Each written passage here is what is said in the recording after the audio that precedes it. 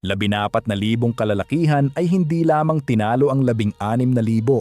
Winasak nila ang mga ito sa isang hapon gamit ang isang ipinagbabawal na taktika na nagwakas sa mundo ng medyebal magpakailanman. Hindi ito patas na labanan. Ito ay ang eksaktong sandali kung kailan ipinanganak ang modernong digmaan. Sa tuktok ng tore ng Worcester Cathedral, pinapanood ni Haring Charles ang ikalawaang sakuna na nagaganap sa kanluran. Nakikita niya ang kanyang mga Highlander na bumibigay sa ilalim ng bigat ng mga pagpapalakas ni Cromwell. Umaangat ang usok mula sa mga parang ng Powick kung saan nabubuwal ang mga lalaki. Ngunit narito kung saan nagiging kawili-wili, nakikita rin niya ang iba pang bagay. Upang iligtas si Fleetwood, hinubad ni Cromwell ang kanyang silangang panig sa Red Hill at Perrywood ng mga pinakamahusay na tropa nito. Manipis ang linya ng parlamentaryo na nakaharap sa pangunahing pintuan ng lungsod. Mula sa taas na ito, nakikita ni Charles ang mga puwang sa kanilang pormasyon, ang pagkakataon na mawawala sa loob ng ilang minuto kung hindi siya kikilos. Ito ang sandaling magpapasya ng digmaan. Ngunit upang maintindihan kung paano nakarating ang hari sa desperadong sangangdaan na ito at bakit ang kanyang susunod na hakbang ay tapos ng sumuko bago pa niya ito gawin, kailangan nating ibalik ang 3 linggo sa isang maalikabok na daan sa Scotland kung saan gumawa si Charles ng desisyon na magsasara ng kanyang kapalaran. Ang hangin sa daan na patungo sa timog mula sa Scotland ay makapal ng alikabok at ang nakasusufocating na init ng Agosto 16 na 51. Si Haring Charles ang ikalawa, sa unahan ng 16,000 kalalakihan. Pangunahing mga Scottish Covenanters na may kaunting English Royalist gentry ay isinusugal ang kanyang karapatan sa isang pagtatapon ng dados. Hawakan ang numerong ito, 16,000, dahil ang mangyayari dito sa pagtatapos ng labanan ay magpapagulat sa inyo. Kinakalkula ng batang hari na ang pakikipag-ugnayan ni Oliver Cromwell sa hilaga ng Ilog Forth ay magbibigay daan sa pangunahing hukbong Scottish Royalist na magnakaw ng martsa sa New Model Army na lumalampas sa kanila upang sumaktan sa puso ng London.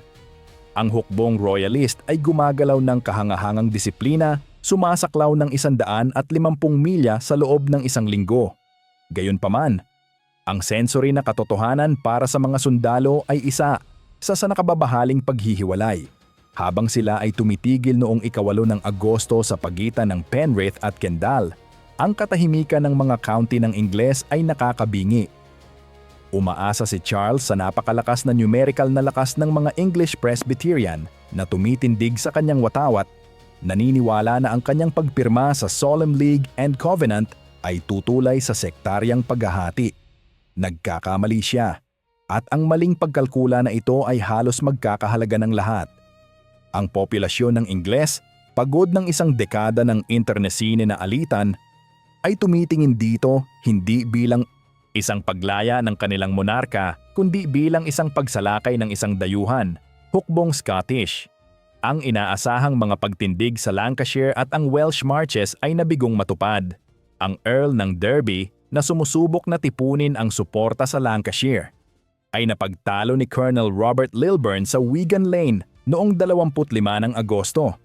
Hinuhubad si Charles ng kanyang tanging makabuluhang pagpapalakas.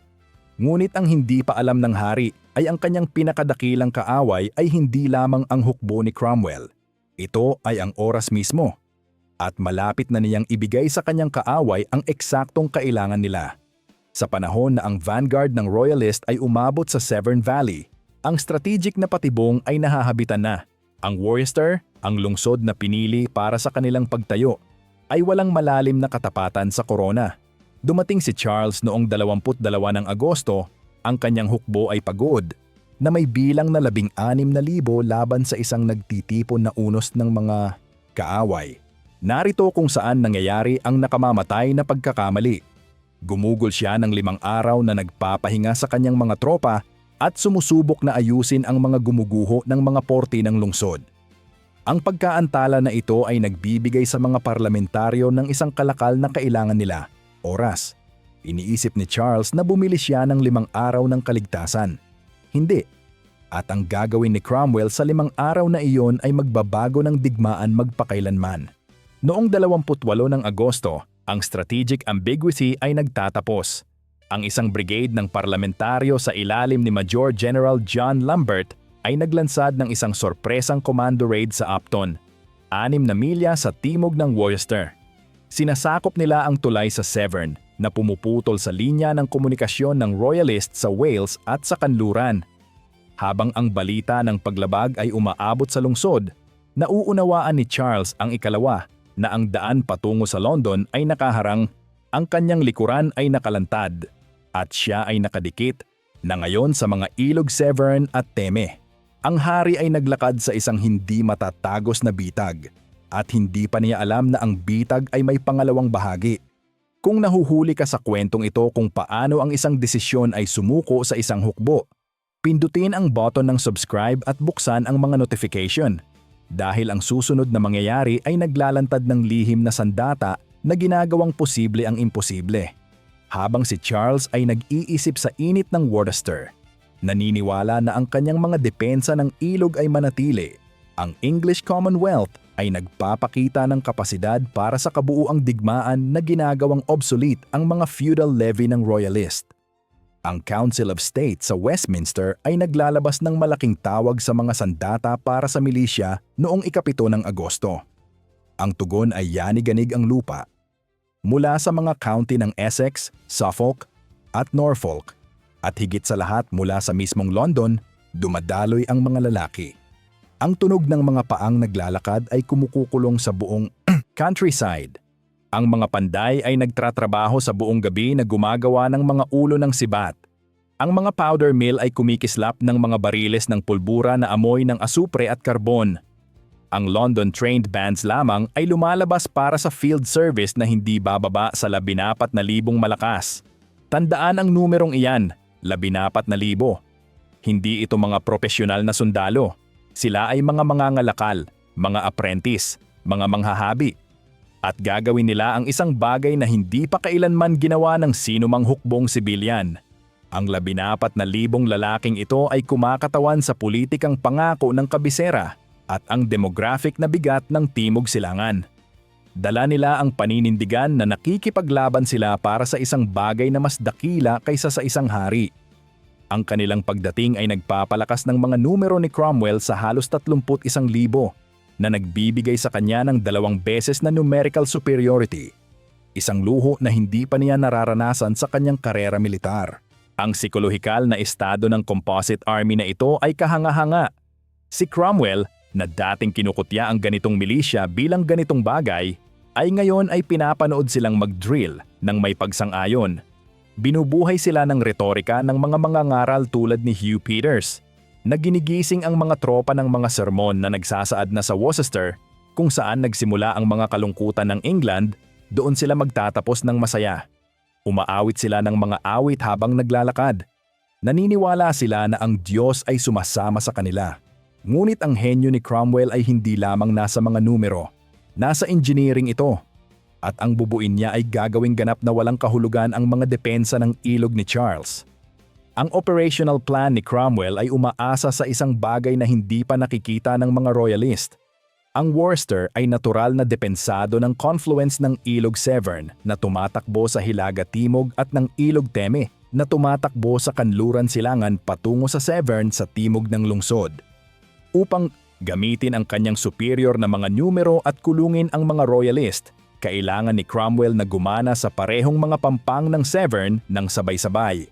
Ang problema ay simple, ang mga ilog ay humihinto sa mga hukbo. Ang solusyon ay radikal, at ito ang susi sa lahat ng susunod na mangyari. Nag-uutos siya ng pagtatayo ng 2 malaking pontoon bridge, mga tulay ng mga bangka, na dinisenyo upang tumagos sa parehong Severn at Teme sa itaas lamang ng kanilang junction. Tinatalian ng mga sundalo ang mga bangka gamit ang makapal na lubid, sinusubukan ang kanilang bigat. Nararamdaman ang kahoy na yumuyuko sa ilalim ng kanilang mga bota. Bawat bangka ay nakaposisyon ng eksakto, bow to stern, na lumilikha ng isang lumulutang na daan sa ibabaw ng tubig na dumadaloy na malamig at madilim sa ilalim nila. Sinusukat ng mga inhinyero ang mga distansya, kinakalkula ang load-bearing weight, nagpapatubo ng mga tulos sa mga pampang ng ilog upang mag-anchor ng mga estruktura. At dapat mo ring gawin dahil ito ang invisible na bentahe na ginagawang mas malakas ang 14,000 kaysa sa 16,000. Ang engineering feat na ito ay magpapahintulot sa hukbong parlamentaryo na kumilos bilang isang solong fluid organism na naglilipat ng mga reserba sa mga ilog upang palakasin ang mga mahinang punto. Isang antas ng tactical flexibility na ang mga royalist na nakakulong sa loob ng lungsod ay hindi maaasahang tumugma. Ginagawang mga highway ng mga tulay ang 2 ilog mula sa mga hadlang. Sa pamamagitan ng 30 ng Agosto, ang mga artillery train ay nakaposisyon at ang mga bangka ay handa na. Sadyang ipinagpaliban ni Cromwell ang pagsalakay hanggang sa 3 ng Setyembre, ang 100 taong anibersaryo ng kanyang milagrong tagumpay sa Dunbar.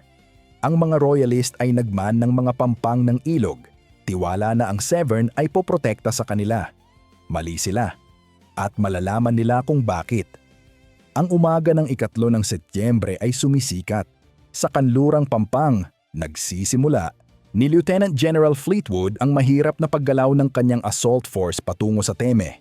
Nakatago ng mga pampang ng ilog, nagsisimula ang mga inhinyerong parlamentaryo na talian ang mga huling bangka.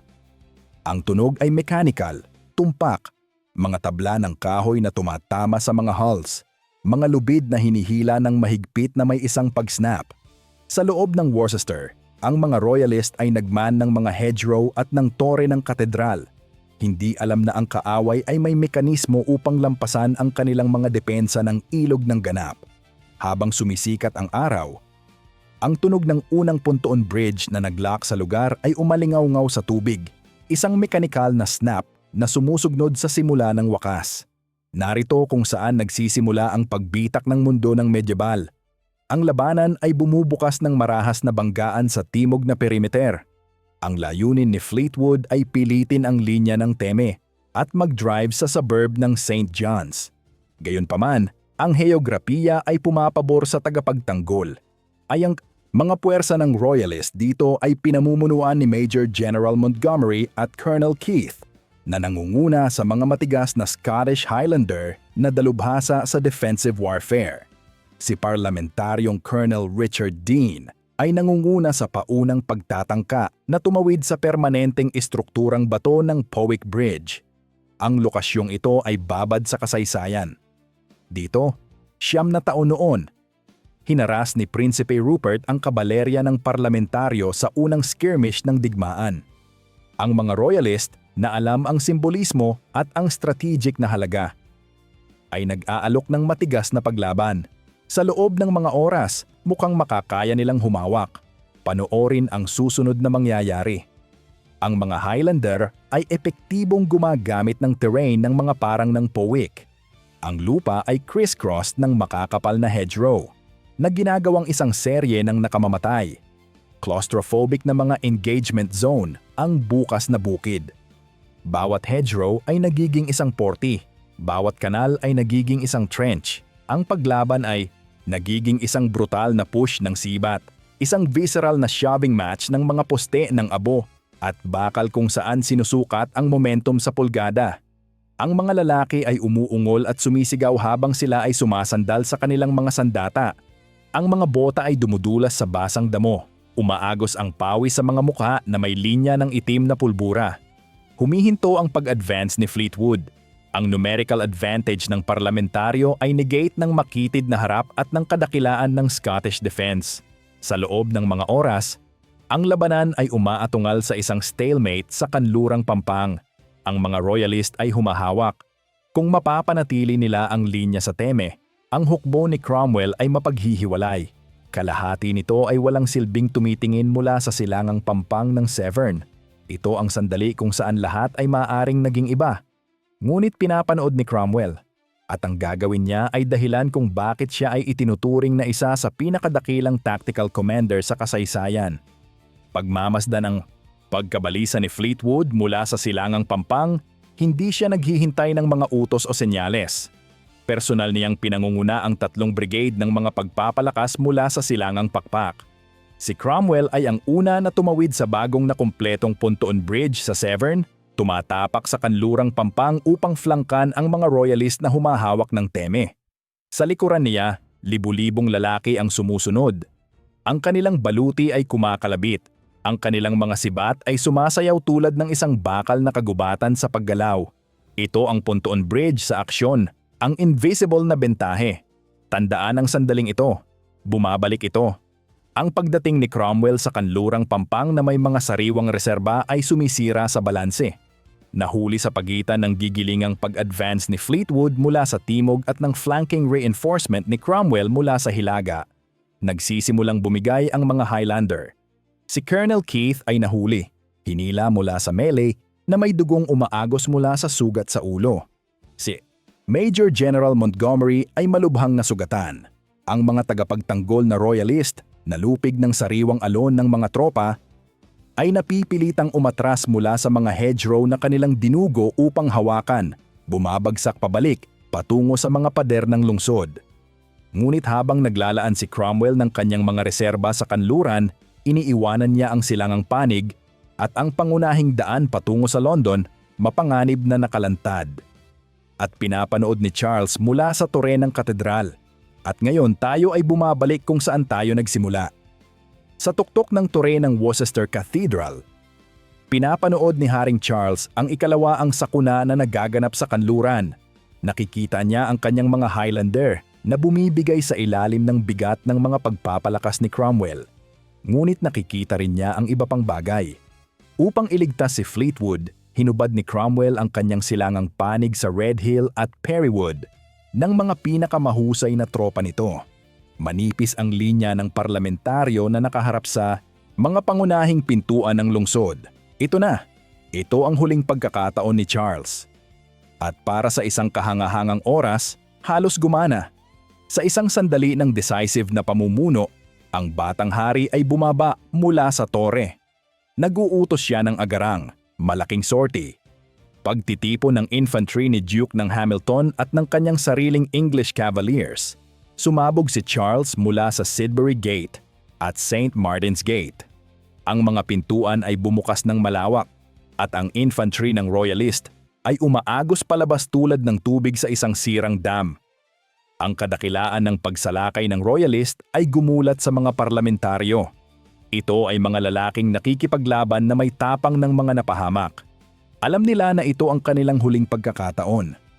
Ang Duke ng Hamilton ay nangunguna ng pagsalakay sa Perrywood habang si Charles ay personal na nangunguna ng pag-atake paakyat ng Red Hill. Sa loob ng isang oras, ang Crowning Mercy ay nakabitin sa isang sinulid. Ang milisya ng parlamentaryo, tandaan ang 14,000 sundalo sibilyan na nakaharap sa desperadong galit ng mga tropang pambahay ng hari, nagsisimulang magbigay ng lupa. Itinulak sila pabalik ng mga royalist, nakuha ang ilan sa artillery ng parlamentaryo. Ang tagumpay o hindi bababa sa isang breakout ay tila nasa loob ng kamay. Ngunit ang tagumpay ng infantry sortie ay nakasalalay ng ganap sa suporta mula sa kabalerya. Umaasa si Charles na aatake si Leslie. Ang susunod na mangyayari ay mumultuhin ang mga historian sa loob ng mga siglo. Si David Leslie, ang may karanasang Scottish commander, ay may libu-libong kabalyong royalist na nakapon sa Pitchcroft Meadow, sa hilaga lamang ng lungsod. Habang ang infantry ay lumalaban at bumabagsak sa mga gulod ng Red Hill, tumitingin sila pabalik, umaasang ang kulog ng mga kuko ay susugpo sa mga parlamentaryong nag-aatubiling mula sa bukid. Umaasa sila ng kaligtasan. Sa tingin mo, ano ang nangyari sa kabalerya ni David Leslie? Ito ba ay incompetence, pagtataksil o iba pang bagay? Ilagay ang iyong mga teorya sa mga komento sa ibaba. Gusto naming marinig mula sa mga mahilig sa kasaysayan na nakakaalam ng kanilang English Civil War. Tumingin sila ng walang kabuluhan. Para sa mga dahilang pinagdedebatehan pa rin ng mga historian, letargo, pagtataksil o isang pagkakaputol sa utos, walang ibinibigay na utos si Leslie. Ang kabalerya ng royalist ay nakaupo ng walang ginagawa sa parang habang ang kanilang hari ay nakikipaglaban para sa kanyang buhay 1 milya ang layo. Ang infantry sa Red Hill ay tumitingin muli pabalik. Walang kabalerya, walang tulong, sila ay nag-iisa. At narito kung saan bumabagsak ang lahat.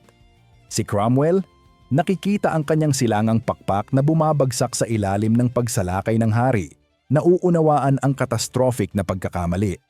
Tumatakbo siyang bumalik sa pontoon bridge ng Severn. Nandyan na naman ang invisible na bentahe. Dinadala ang kanyang walang pagod na Ironsides at sariwang mga brigade pabalik sa silangang Pampang. Para rito ginawa ang mga pontoon bridge para sa eksaktong sandaling ito. Panoorin kung paano ito nagbabago ng lahat.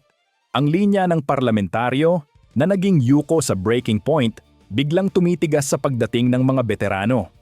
Ito ay mga lalaking nakipaglaban sa Marston Moor at Nasebi na nakakaalam kung paano hawakan ang isang linya kapag ang mas mababang mga lalaki ay tatakbo.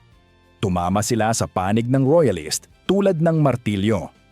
Ang infantry ng Royalist, pagod at inabandona ng kanilang sariling kabalerya, nakikita ang tide na lumiliko. Itinulak sila pabalik pababa ng burol, napiit laban sa mga pader ng lungsod. Ang pag-atras ay nagiging isang rout. Ang mga lalaki ay nagtatapon ng kanilang mga sibat at tumatakbo. Ang congestion sa Sidbury Gate ay nagiging isang eksena ng mabibigat na pagkalugi. Ang mga katawan ay naiipon sa gateway. Ang kabalerya ng parlamentaryo ay sumasakay sa kanila mula sa likuran. Ang mga sable ay tumataas at bumabagsak. Ang sandali kung saan ang tagumpay ay nakabitin sa isang sinulid ay pumuputok. Ang susunod na mangyayari ay hindi labanan. Ito ay isang pagbitay.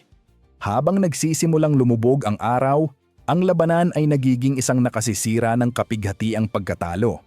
Ang milisya ng Essex, bahagi ng mahalagang hukbong 14,000 sibilyan, sumusulong sa Fort Royal, isang pangunahing redoubt na tumitingin sa lungsod. Sa isang malupit na irony, tinuturo nila ang sariling artillery ng mga Royalist sa mga kalye ng lungsod. Pinupuno ang mga ito ng grape shot at pinaputok sa masa ng umaatras na infantry ng Scottish. Ang mga depensa ng Worcester ay nalabag mula sa 3 direksyon ng sabay-sabay. Ang paglaban ay natutunaw sa isang chaotic urban brawl. Ang mga lalaki ay nakikipag-ugnayan sa mga pintuan, sinasaksak ng maikling mga espada, pinupukpok ng mga butts ng musket.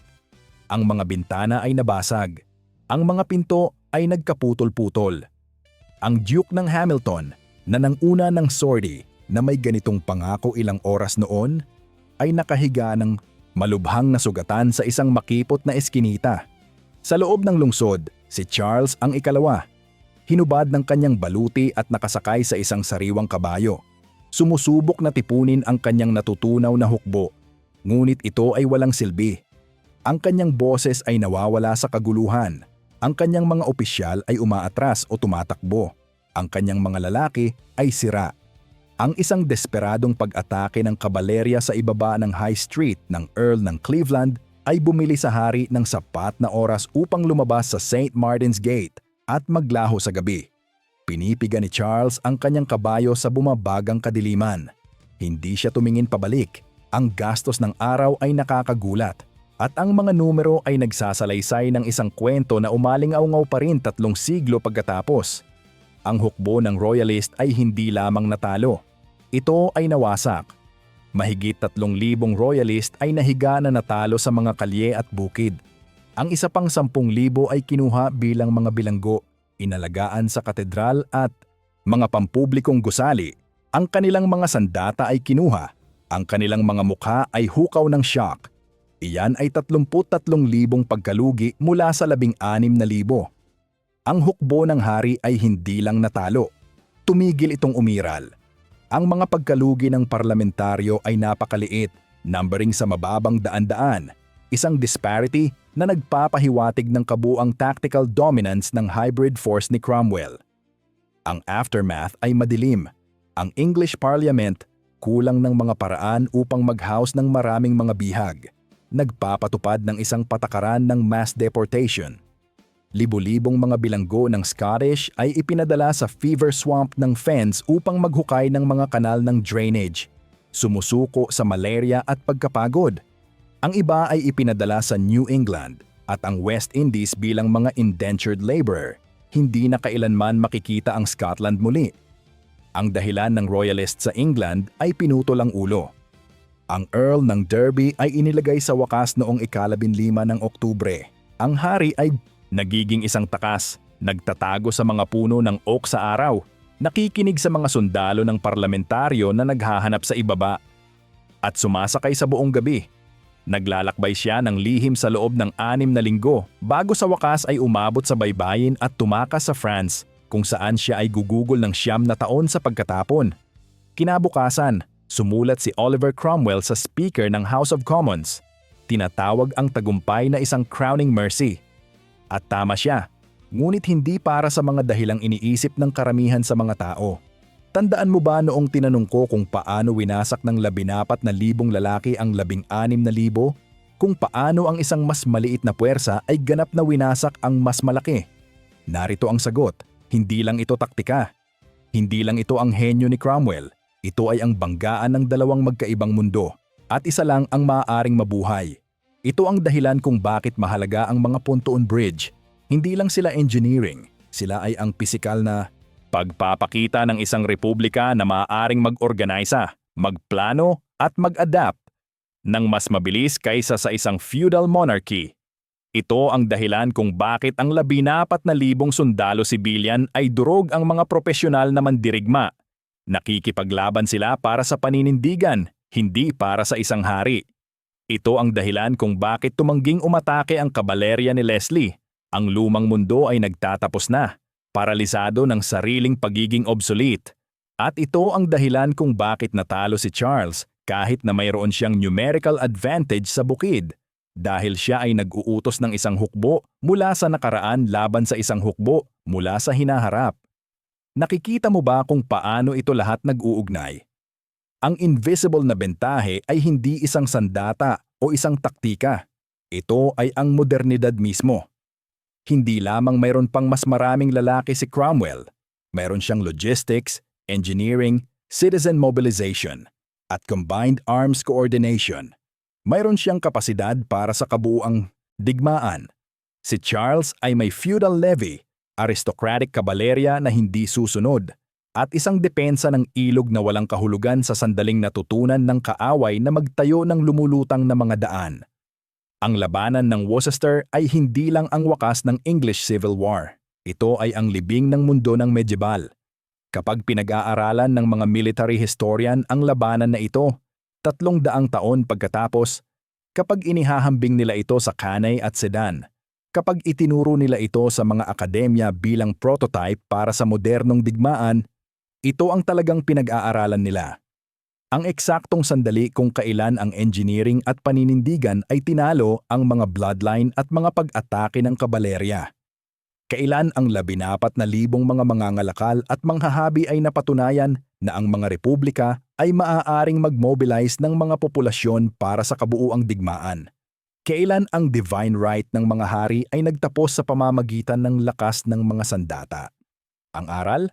Ang mga numero ay hindi nanalo ng mga digmaan. Ang mga sistema ay gumagawa.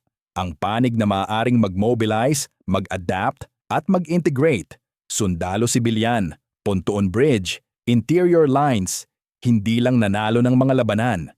Tinapos nila ang mga panahon. Ang Worcester ay ang crowning mercy dahil pinatunayan nito ang isang bagay na hindi pa nakita ng mundo, na ang hinaharap ay hindi kailangan ng pahintulot mula sa nakaraan upang palitan ito. Kailangan lang nitong magtayo ng mas magagandang tulay. Kung binago ng breakdown ng military history na ito kung paano mo nakikita ang digmaan, pindutin ang button ng subscribe. Sinasaklaw namin ang higit pang mga labanan na muling humubog sa mundo.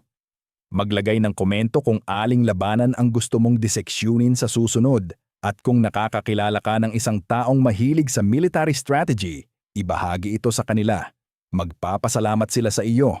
Hanggang sa susunod. Salamat sa panonood.